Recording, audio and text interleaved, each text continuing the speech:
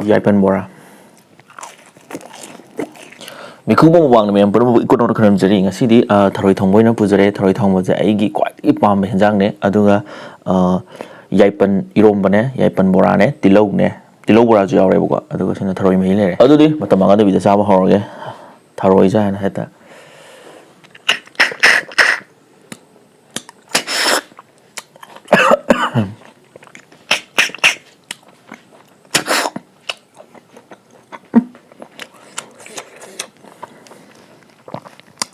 Koi kuang na sida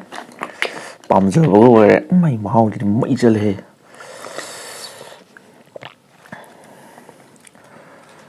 Yaipan bora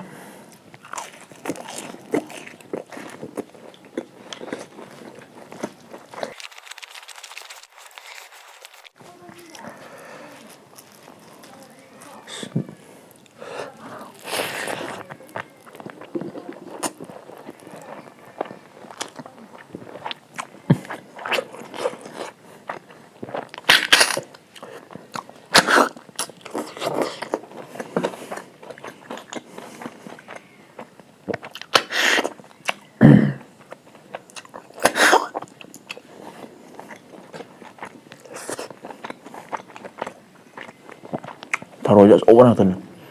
so with the thiba khang da ba da ha do khoi sana pa khul la bi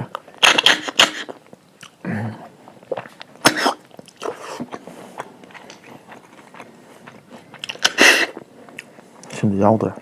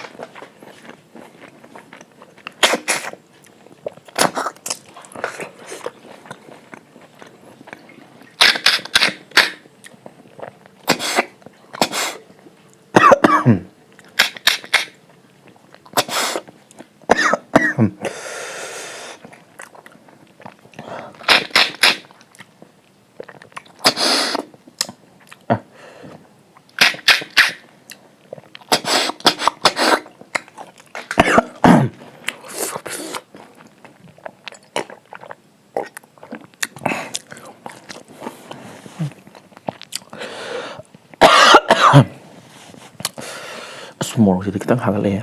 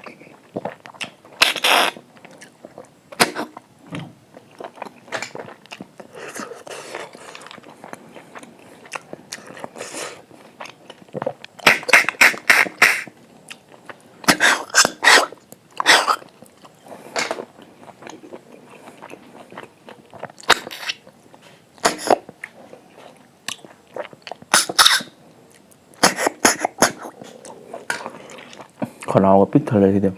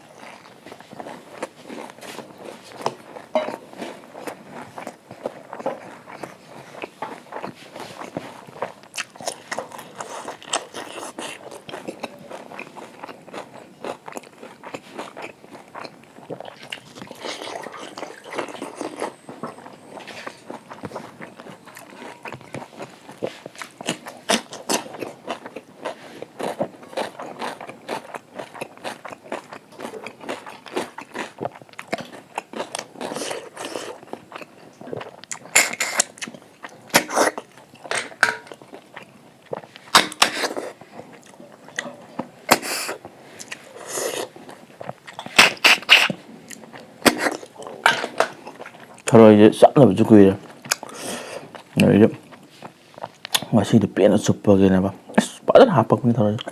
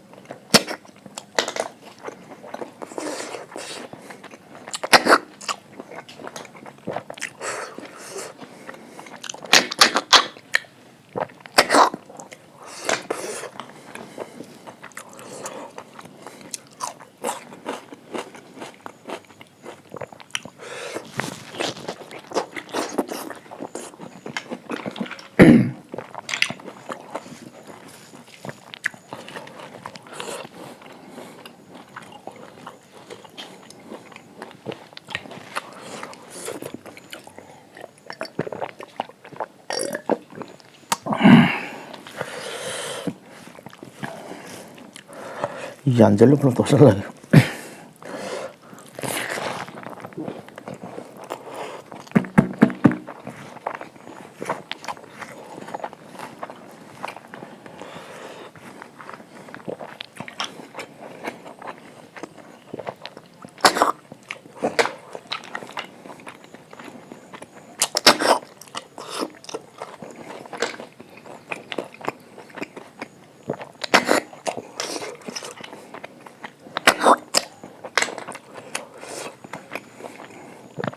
ꯌꯥꯝꯃꯟꯗꯅ ꯀꯔꯝꯕ ꯆꯥꯗꯣꯏꯅꯣ ꯈꯪꯗ꯭ꯔꯦ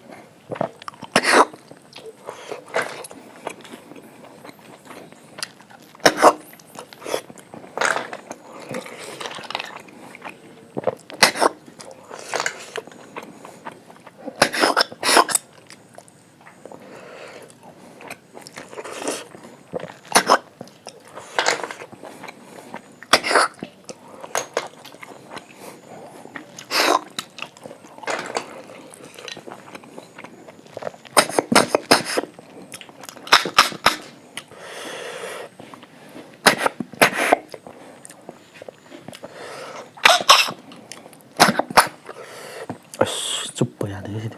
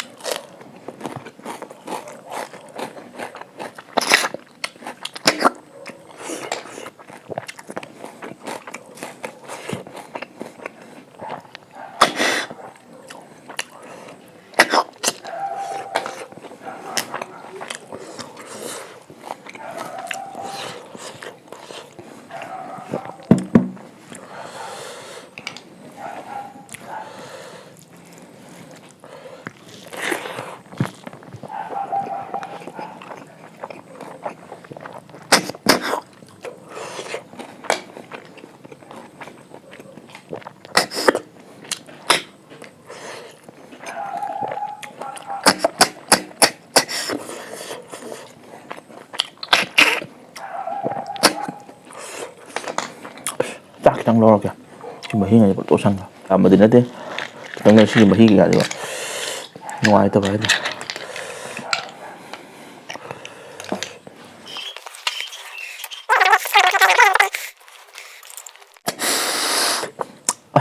ꯁꯤꯗꯗꯤ ꯊꯣꯛꯑ ꯂꯩꯔꯕꯅꯦꯕ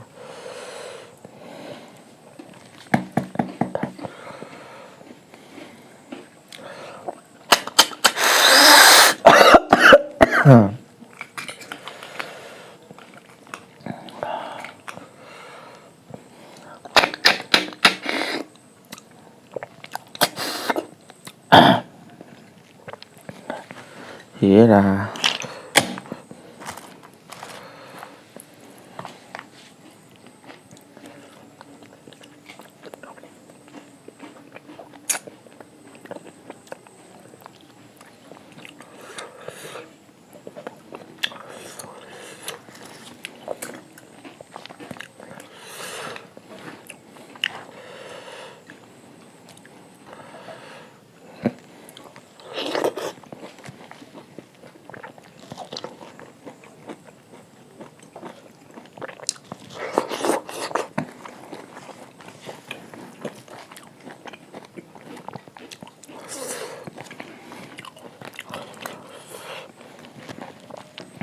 Masih video kayak betul tuh ya. Jangan kita nanti.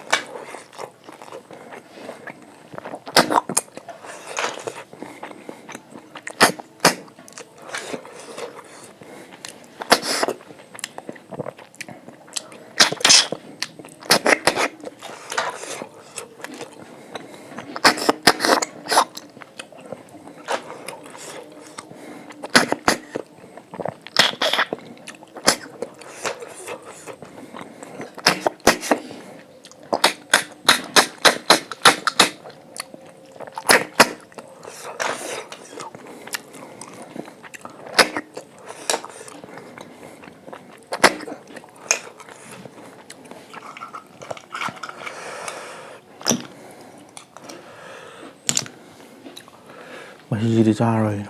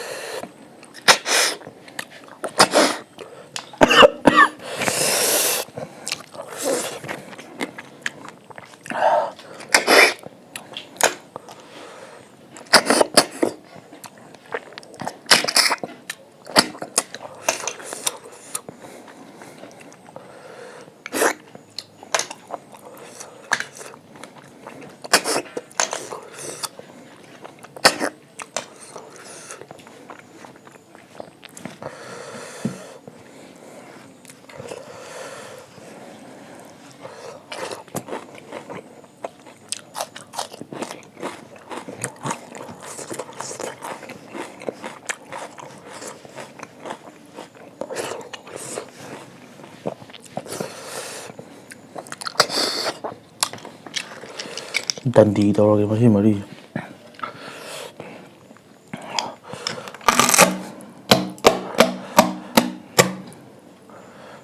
ꯑꯁꯤ